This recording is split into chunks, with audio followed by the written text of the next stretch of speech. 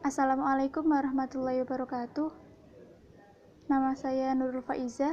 Saya di sini akan menyampaikan materi mengenai pengertian sistem informasi, pengawasan, dan evaluasi pendidikan. Yang pertama yaitu sistem informasi.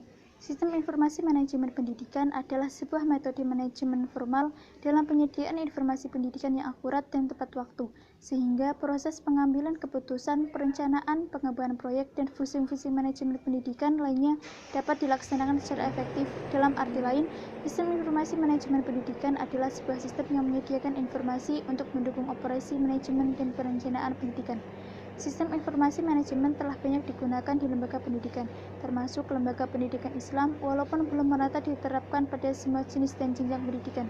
Penggunaan sistem informasi manajemen pada lembaga pendidikan Islam tidak hanya sebagai proses otomatisasi terhadap akses informasi, tetapi juga menciptakan akurasi, kecepatan, dan kelengkapan sebuah sistem yang terintegrasi, sehingga proses organisasi akan berjalan dengan efisien, terukur, dan fleksibel.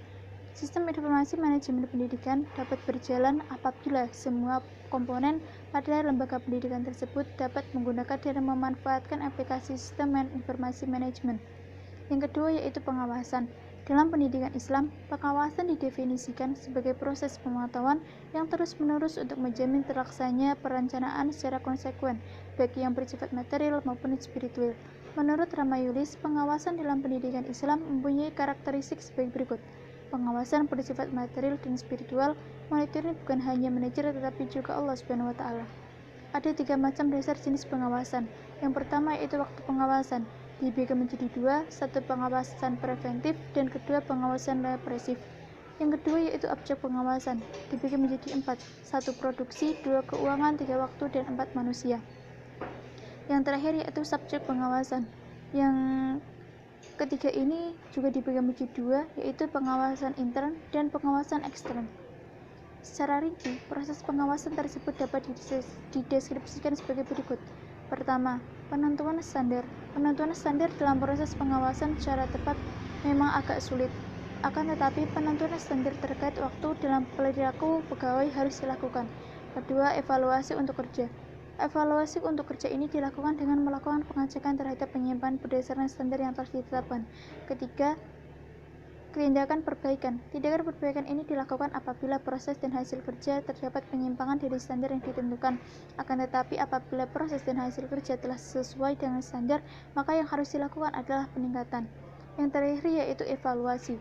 Evaluasi yaitu suatu proses dan tindakan yang terencana untuk mengumpulkan informasi tentang kemajuan, pertumbuhan, dan perkembangan peserta didik terhadap tujuan pendidikan sehingga dapat disusun penilaiannya yang dapat dijadikan dasar untuk membuat keputusan. Dengan demikian, evaluasi bukan sekedar menilai suatu aktivitas secara spontan dan insidental, melainkan merupakan kegiatan untuk menuju sesuatu yang terencana, sistem, dan berdasarkan tujuan yang jelas. Dalam dunia pendidikan, menilai sering diartikan sama dengan melakukan evaluasi. Perbedaan antara kedua kata tersebut terletak pada pemanfaatan informasi, di mana informasi penilaian merupakan hasil pengukuran, sedangkan informasi pada evaluasi berupa nilai. Dari beberapa pendapat dapat ditarik kesimpulan bahwa evaluasi yaitu suatu proses dan tindakan yang terencana untuk mengumpulkan informasi tentang kemajuan, pertumbuhan, dan perkembangan peserta didik terhadap tujuan pendidikan sehingga dapat disusun penilaiannya yang dapat dijadikan dasar untuk membuat keputusan. Secara umum ada 4 kegunaan evaluasi dalam pendidikan Islam. Pertama, dari segi pendidik yaitu untuk membantu seorang pendidik mengetahui sejauh mana hasil yang dicapai dalam melaksanakan tugasnya. Yang kedua yaitu dari segi peserta didik, yaitu membantu peserta didik untuk dapat mengubah atau mengembangkan tingkah lakunya secara sadar ke arah yang lebih baik. Dari segi ahli fikir pendidikan Islam untuk membantu para pemikir pendidikan Islam mengetahui kelemahan-kelemahan teori pendidikan Islam dan membantu mereka dalam merumuskan kembali teori-teori pendidikan Islam yang relevan dengan arus dinamika zaman yang senantiasa berubah. Keempat, dari segi politik mengambil kebijakan pendidikan Islam untuk membantu mereka dalam membentuk sistem pengawasan dan mempertimbangkan.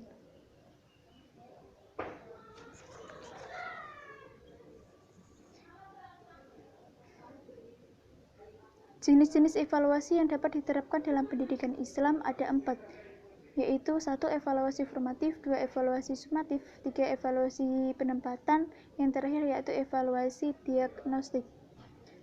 Demikian materi yang dapat saya sampaikan. Atas Kurang lebihnya saya mohon maaf yang sebesar-besarnya. Akhirul kalam, wassalamualaikum warahmatullahi wabarakatuh.